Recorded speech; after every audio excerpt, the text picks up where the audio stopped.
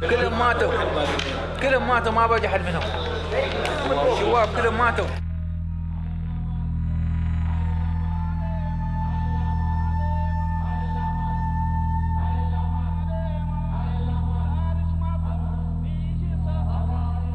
ما شيء من الأولين مو ما تشوف حد منهم. هذا باقيين احنا كلهم تحت رحمة الله، كلهم متوفين.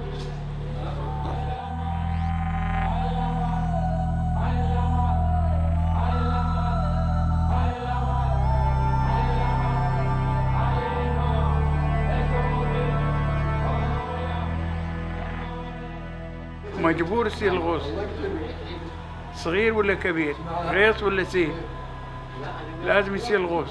ماشي الشغل، وين بيعيش؟ وين بيعيش عياله؟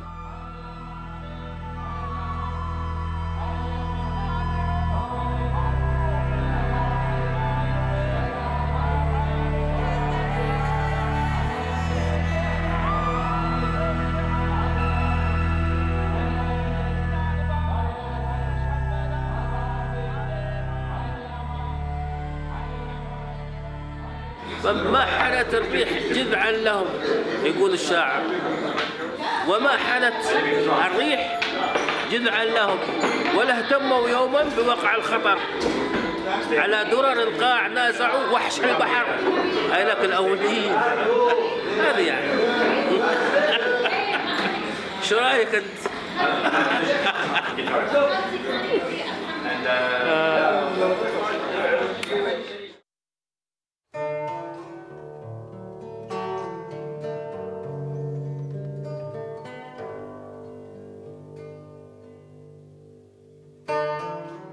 My initial quest was to track down the last remaining pearl divers of the Arabian Gulf, but I was too late.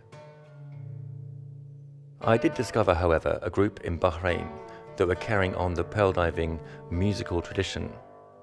The songs that caught my attention were the Fijri. There was something profound and, dare I say, reverent about these songs, very different to the pearl diving music I'd heard in Kuwait and the United Arab Emirates. From the outset, Grain of Sand was always about the juxtaposition of the old and the new, the rapid development of the Arabian Gulf versus the music of the pearl divers. The link being the pearl that started its life as a grain of sand, trapped in an oyster shell, and the sand that is used in every building block and every pane of glass in the towering buildings we see today.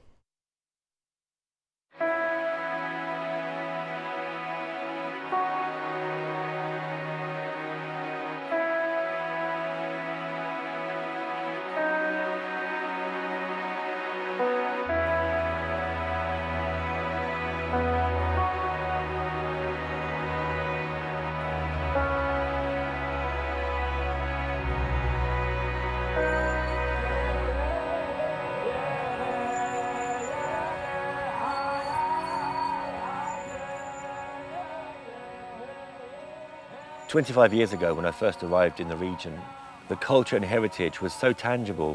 You could smell that Khaliji culture. You'd arrive at the airport and you'd smell the incense and you just knew you were in the desert. Nowadays, I think when we travel, the world is becoming a smaller place, which I think is really exciting. There's also a danger that globalization irons out all the differences. And for me, I find that saddening in a way.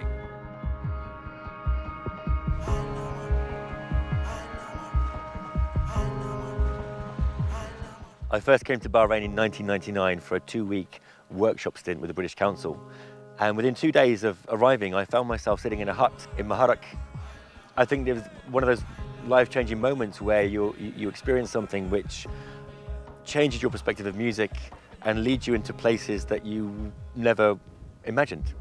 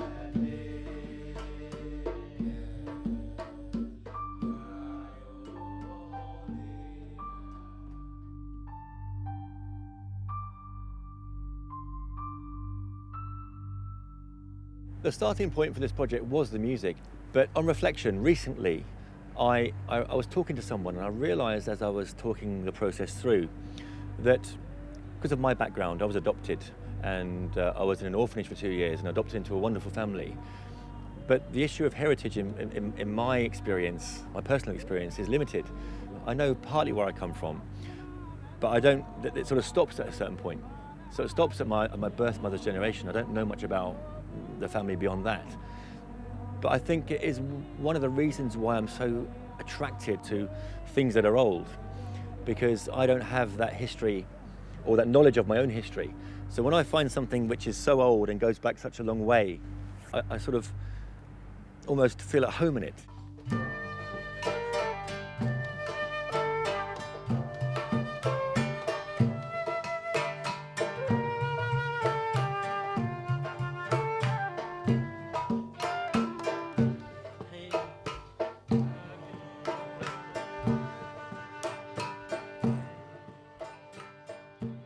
This kind of art is also related to the church, Christian songs. The Christian songs and the Fajri, they're always calling God.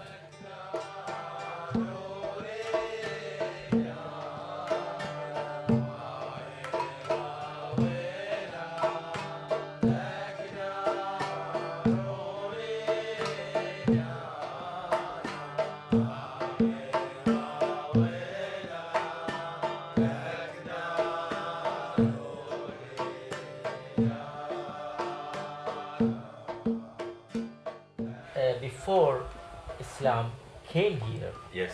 who living here? They are Jewish and there is some Christians also. Yes. Okay, so when Prophet Muhammad decided to ask them to come to be in Islam, they say, okay, we are very welcome. Okay. Without any war, without any fight, he sent a guy here and he asked this prince was there and everything good. But in this time there is the Christian people, so they are afraid that maybe they will stop their Worship, their culture. their culture. Okay, so to avoid that, they make like a small trick. They keep it close. They say this is not a Christian song. This is coming from jinn. Oh wow! So this is best way just to keep them use this. Okay. So Really? yes, this is what it is written in some books. Really? Yes. So it is like a trick, just to keep That's their interesting.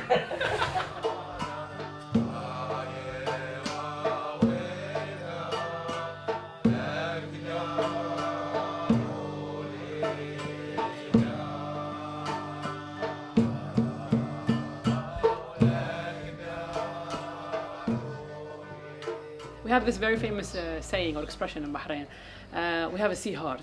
You know what I mean? It's like we're people of the sea. You know, we grew up because everything good comes from the sea. Yeah. Everything comes. It's like the food. It's the water. You know what I mean? It's the salt. It's everything. It's the spirit. There is always a belief that you can talk to the sea. Yeah. You feel like the sea is listening to you. That's you know? interesting. Yeah. So you need to work on both sides. You know, the dead part, which is like the buildings. You know, I know each building tells 1,000 stories, but again, you need to highlight the natural part of it. You know?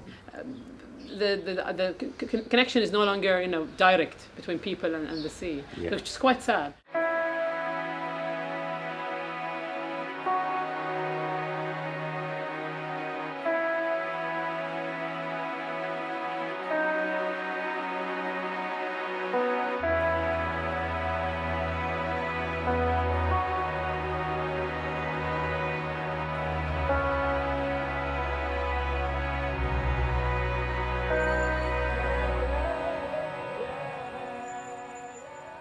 The biggest pearls they found it in here Bulthama. It was most famous that all of the big pearls are there. And of course they made a fortune from it. Yeah. And they would dive how many times a day? Up to 20 times a day or something? Yeah, it's just something continuously from early morning, from 5-6 a.m. going on to evening.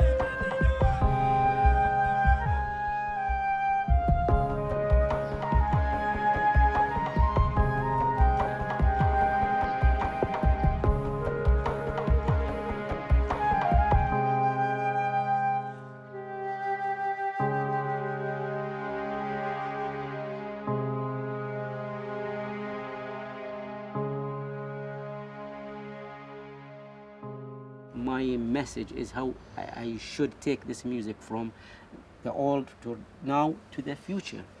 Most of the children during this time, they are busy with the iPhones and PlayStations, and they are not interested in any other. But this, no, if you see that Hussein is the son of Ibrahim, he was there without any iPhone. I was so happy about that. I said, good.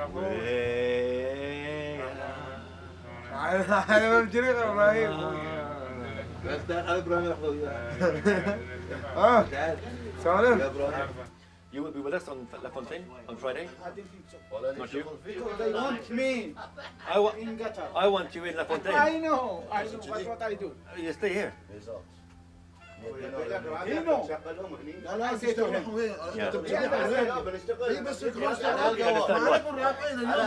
This is Okay. I understand. But the first time we came here, the place was full. 20, 25 people, all ready to get, and they gave us a performance of the pearl diving rituals. And they had a long rope.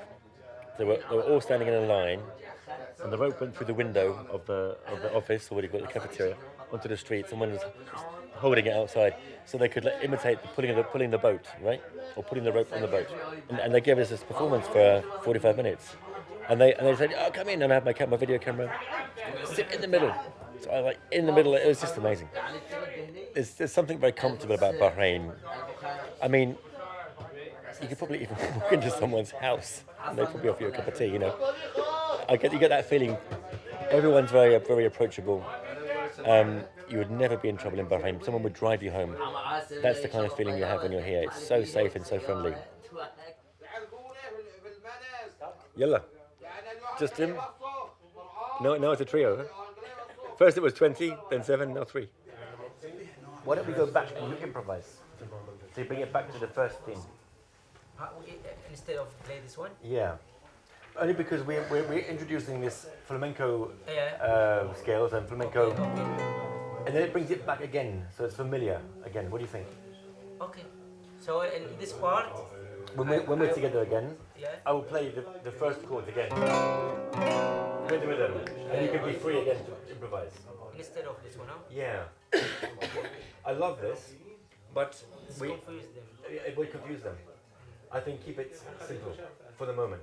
Okay. Are you happy? Yeah. I think it's also it reintroduces the first melody. Okay. What's hilarious is that last Monday we had a different group for the rehearsal, and now we've got another different group for the rehearsal. So I wonder who's coming on Friday. يستمتعوا لأن احتمال قلت لك تكون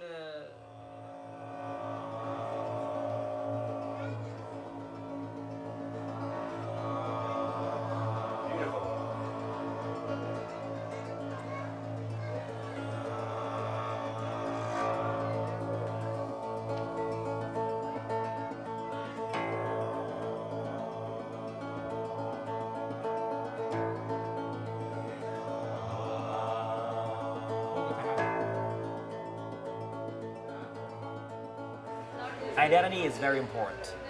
Your culture is very important. Unfortunately, there was a time where my parents and everybody around me told me, like, you know, that's just culture, but wouldn't really pay the bills. You know, go outside, just learn about the Western culture, learn about other cultures, how they really built their countries, like how they became doctors, how they built their buildings. And unfortunately, they pushed me to a way that, okay, maybe my culture is not that important. I learned to appreciate my culture. I learned to love my culture back again. I learned to enjoy the music, the folklore, the stories, all that old stuff, the old buildings, man. So that there's like something personal about it from my side. But then seeing you, you know, doing a project about this, you like have a genuine interest in my country and the culture here. That really interests me. It's like, why? What's the thing about it? You know, that really got me there. It's like, really, you're doing this? Yeah. Are you funded? No. What?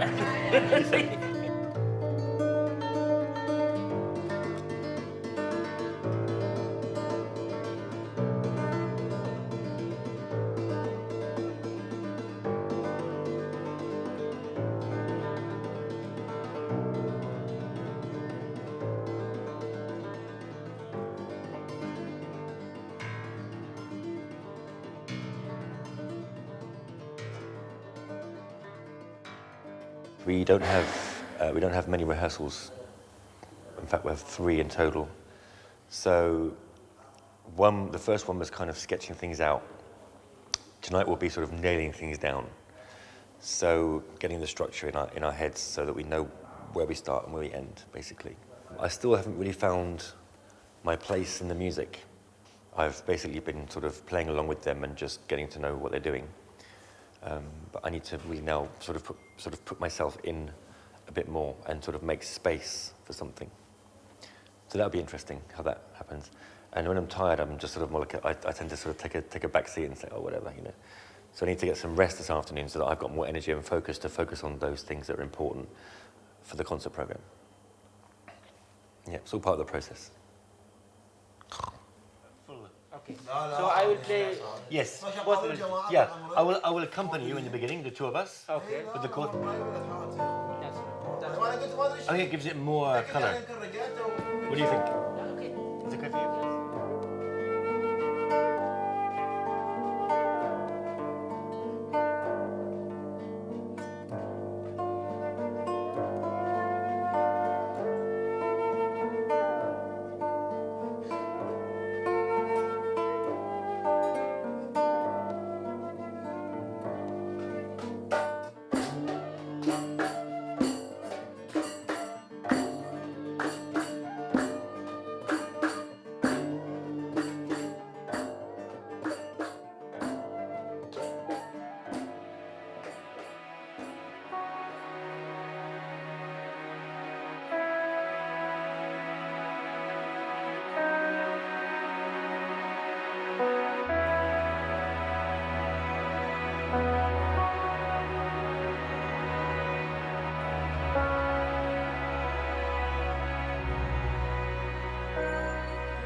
It's gone from generosity and hospitality and general sort of welcome to our house to the spark of music now forming deeper relationships with them. So I feel now more part of the group and in a way respected as a musician or at least as a co-collaborator, because it does show the power of music and how that does bring people together.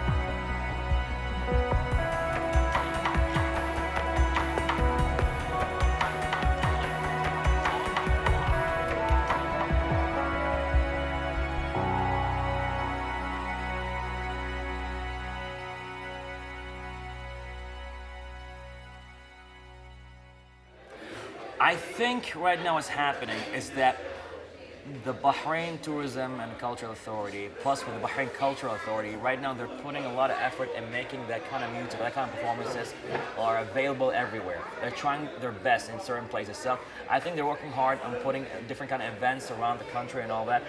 A lot of Bahrainis right now, they do want to transcend to something new, and they want to be, a lot of them want to be more westernized, a lot of them want to be, I think the word modern, I don't know what that even means right now. You would see a lot of Bahrainis like simply dressing up with Western clothes, talking half English, half Arabic, you know, thinking more with technology, thinking more about the social media phase, thinking a lot more about how we can go with the global thinking rather than local thinking. So they don't see that the whole thing with pearl diving or the culture music as a thing you should focus on. They don't see like, oh, to progress, I don't really have to really delve in that anymore. I can just move along. Oh, it's there, you know, I'll have fun with it. Whenever I feel like I want to just listen to music, but not a lot of people see the importance of having that as a big part of their lives, unless you're into culture yourself.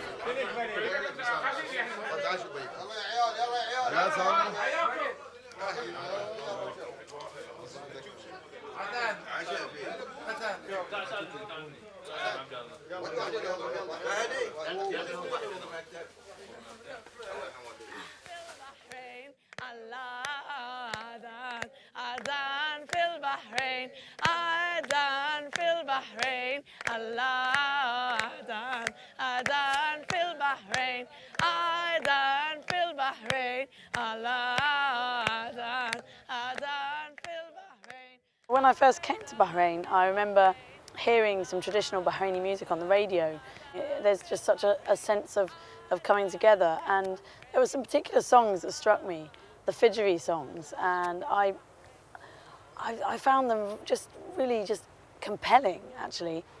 Fijri means the Songs of the Dawn, which is in itself quite a strange title. I mean, it's a rough translation, but these songs are not traditionally performed at dawn, and they actually have nothing to do with dawn. So where that comes from, I'm not sure, but Bahrain is actually reputedly one of the sites of the Garden of Eden, one of the possible sites of the Garden of Eden. And I like to think that these songs, Fijri, are probably the earliest possible music, which means that they were the songs from the dawn of time.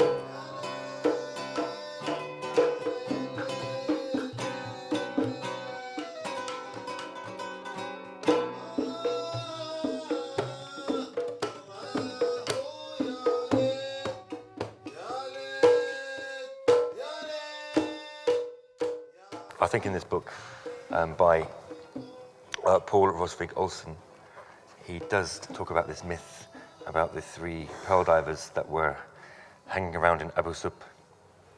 Well, the myth that I've researched and discovered is that the songs were passed down from jinn, demons, to men who discovered them singing behind the walls of a mosque in Abu Sub, near Daraz in northern Bahrain.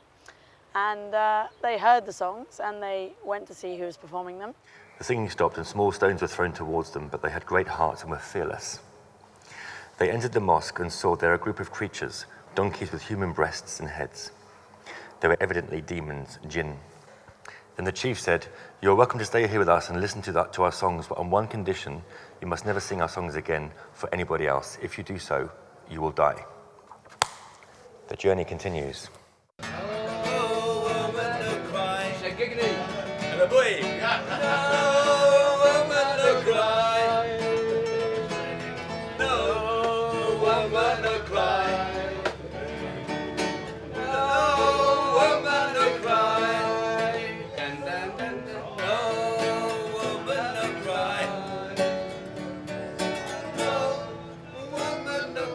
هلا ابوي شققني عاش من شافك هلا ابوي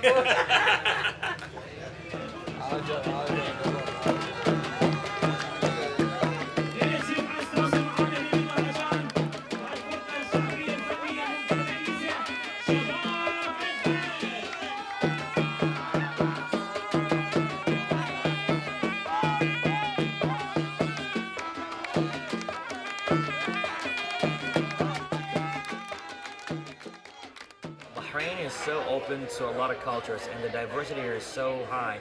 And I think globalization took a big part of this. Our parents kind of, or our grandparents and parents, and a lot of people here see that you want to go higher, you want to be better, you have to go more global. Hence learning English, hence learning stuff that you actually can make money out of, hence something you can build a future on. They don't see they can build a future on culture. The pole diving, the music and all that will come back again as the government right now is pushing for it. And a lot of Bahrainis notice that, hey, actually there is money in it. You know, promoting your culture is actually an economical thing to do. It's tourism. So I guess a big part of why our culture is pretty much being sidelined because they don't see the importance of how can I build a future on that? How can I feed my family with that? You know, where it's not really entirely true. You can do that, but you have to be creative about it. That's what I'm talking about. That sort of bridging the gap between the past and the present and the future. Yeah. Brilliant. Yeah, that's pretty much it.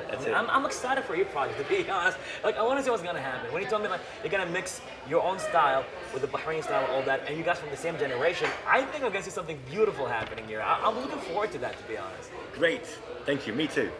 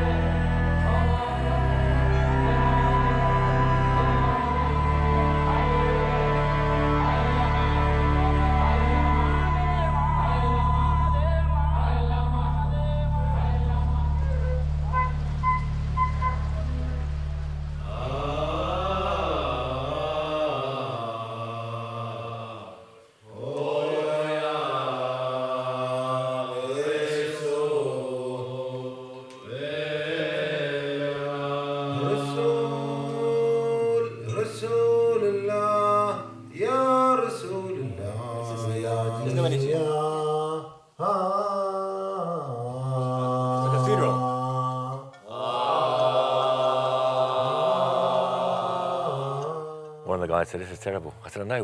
You know, can't you? It's like a funeral. Can't you just, you know, inject some life into this?"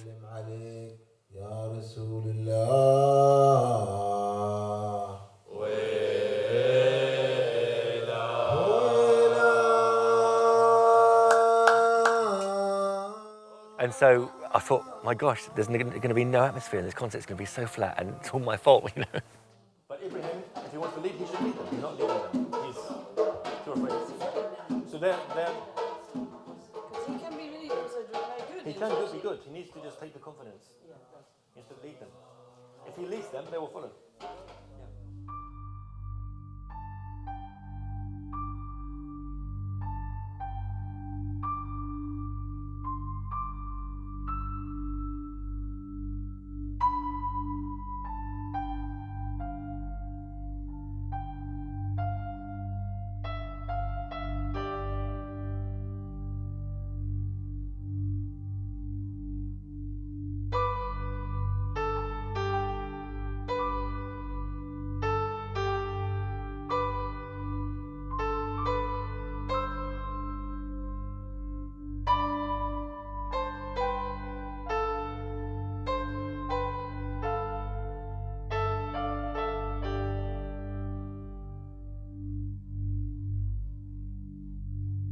As the hall started filling with people, I could see them sort of putting their lungis on and sort of like starting getting a bit all sort of perky, you know, like this sort of doing a sort of shimmering and shimmying, sorry. Well, as soon as they started, I knew that they were on it. I knew they had the energy back. I knew that all would be okay.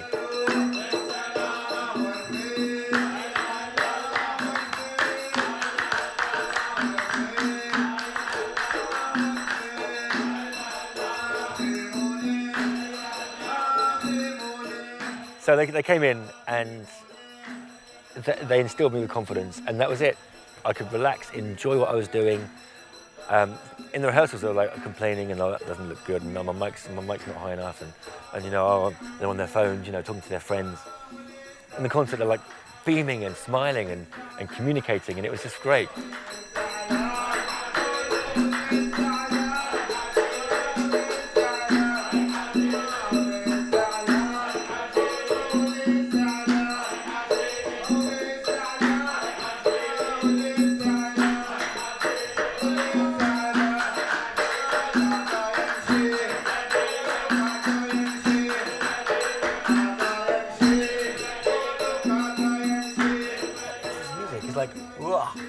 Something make me shiver.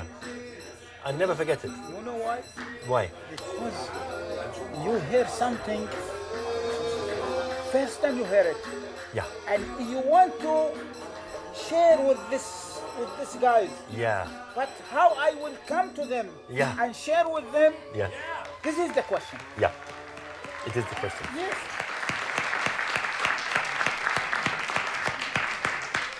Welcome to La Fontaine. My name is Jason Carter. This journey that we've been on the last 2 weeks has been quite a journey, let's say. But it started 18 years ago. I first came to Bahrain in 1999 to work with the British Council doing guitar workshops. And one night I was taken to a Dar in Maharak and with my guitar and sat in this room with these guys singing these songs. And I remember the hairs on the back of my neck stood up and I thought, wow, what is this music? Pearl diving is of course known about, but the music has not been explored or even documented to a certain extent. So I thought to myself, let's work with these guys, and it's been an amazing experience. Chaotic, as you can imagine. So every rehearsal has been a different group, including yesterday. So it's been amazing.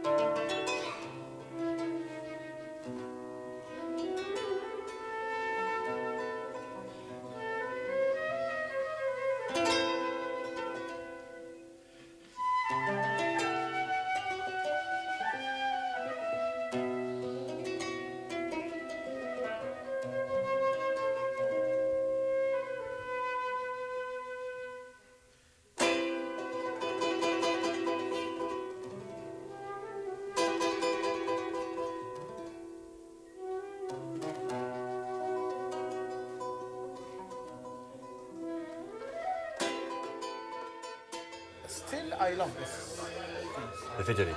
I love it too much. Why? I don't know. Something inside me.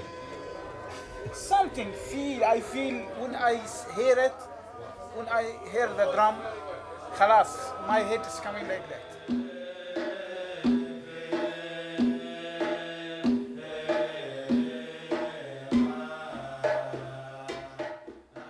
The sun, when she came up. Dawn. Yes. Comes with the dawn. Okay. Yes, like that, I think. Yes. And our grandfather, they sung many songs, many. There is some song we don't know for whom. And there is also song we don't know because when they make song, they did. So that everything go with it.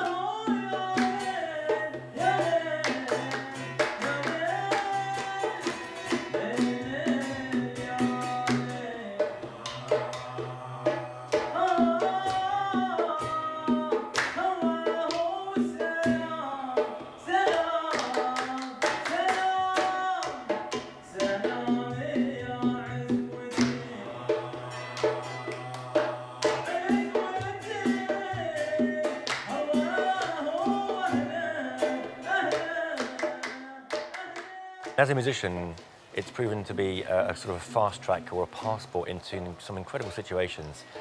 But also I think it's about attitude. And I know that, you know, there are ways of playing music which are generous and inquisitive and sort of with dialogue. And for me, I've tried to develop that over the years so that I'm not intimidating when I play, but more sort of asking questions when I play. It's really important.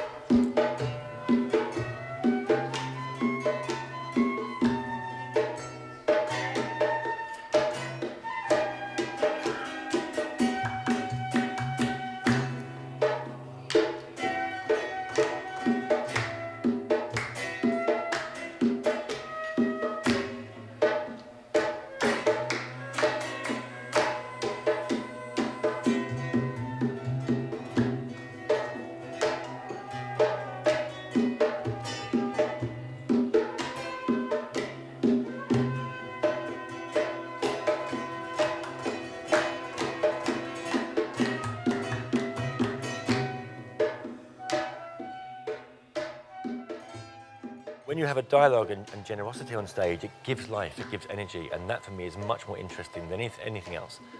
So, yeah, I feel fortunate in that music, as a musician, I've been given this ability to transcend cultural boundaries and barriers, and that has had such an impact on me as a person. It's sort of, you really absorb so many aspects of culture and mentalities and ways of thinking that are so, in a way, sort of takes you away from your own culture or sort of builds on your own culture, let's say.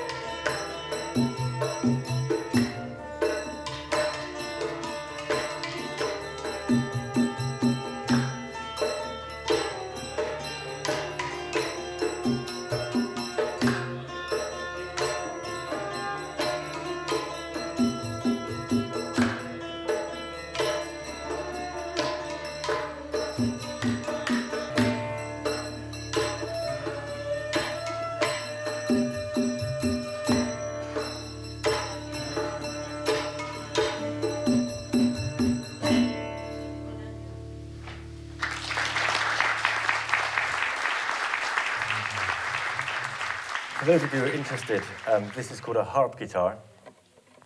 The harp guitar was originally a Baroque instrument, and so it was invented about 250 years ago. But it wasn't very popular at the time, so it was sort of shelved for quite a while. It was sort of ended up being played in Schlager bars in Germany and Austria. And then it reappeared just before the First World War. Two Danish brothers decided to manufacture it for some strange reason en masse, and it became the national guitar of America for a while until the war hit, and then the production stopped. And then the harp guitar didn't appear again until the 80s. An American guitarist called Michael Hedges found one in his grandfather's attic, and he put strings on it and played it. And Michael Hedges was a fantastic guitarist, and he was very creative, had a great sense of atmosphere. And the harp guitar does have a great sustain, so it lends itself to sort of more open tuning and open playing.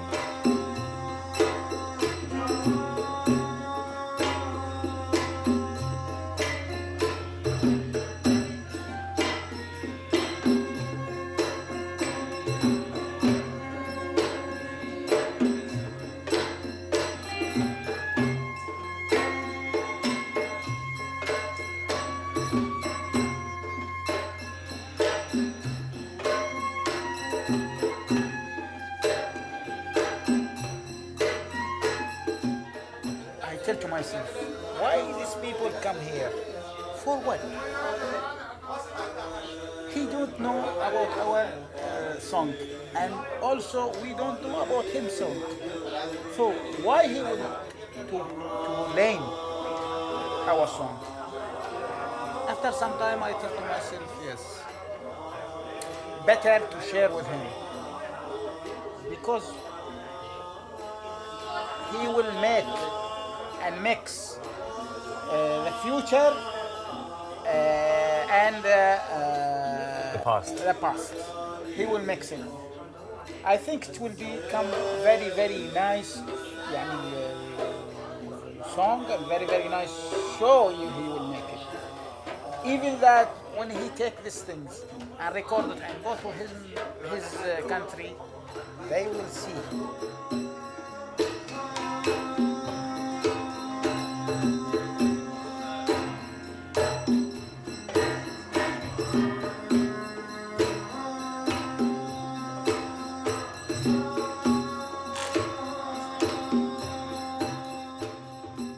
The word fusion itself is about, musical dialogue or fusion of cultures. But just by putting a sitar player and a guitar player on stage, that doesn't make fusion. What makes the fusion is the ability and the willingness to listen and learn and contribute and dialogue.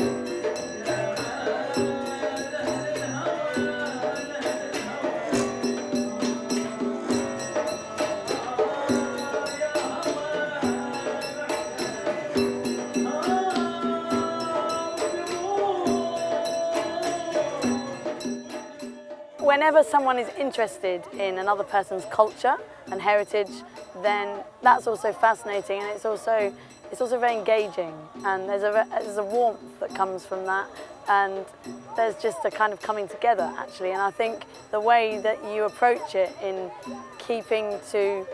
adhering to the tradition, as well as bringing in something new, obviously having a harp guitar and flute with traditional Bahraini pearl diving music is something new and something fresh.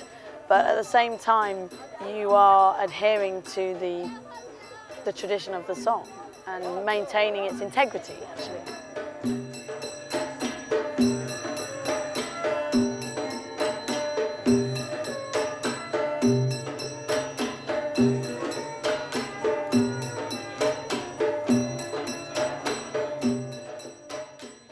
You make something, maybe, يعني, first, you make something very, very nice. You want to make life for old song. Yeah, exactly. Yes. Yeah. How you will make it? By mix the new and the old song. Exactly. And this is very nice. Very, very nice. Yeah. I don't want to take the songs to England. I want to take you guys to England. No problem. Yes. 1, 2, 3. Thank you. Thank you, thank you.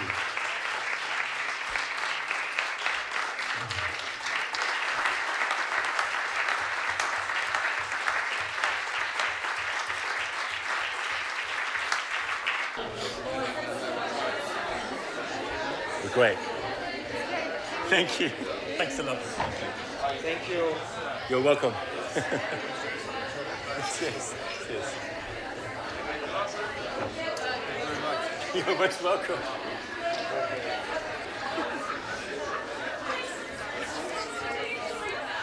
Yes. These guys so joyful. I just stop smiling. Good. It's just like this. Good.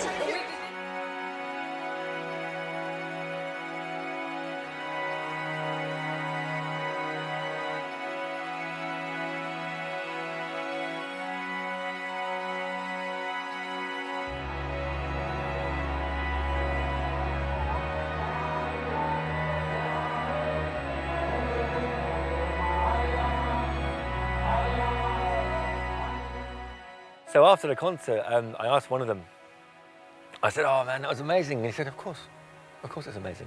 We do it, huh? Yeah, I said, yeah, but thanks. He said, of course, no thanks, just like that. And so I'm happy. For me, it's been a great process, a very tiring one, sometimes 7 in the morning until 10 or midnight every day. And sort of carrying the whole process in your head as you do. I want to get these guys to England, to France, concerts at Glastonbury, on the Jules Holland show. I want to get them out of here and into the world so people can see what an amazing thing this is.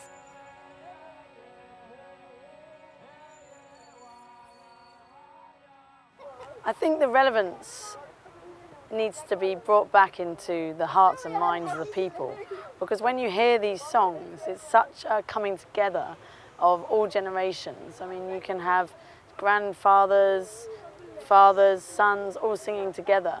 And I think if we could harness the power of this way of bridging the divide, then it could be a way forward for this country.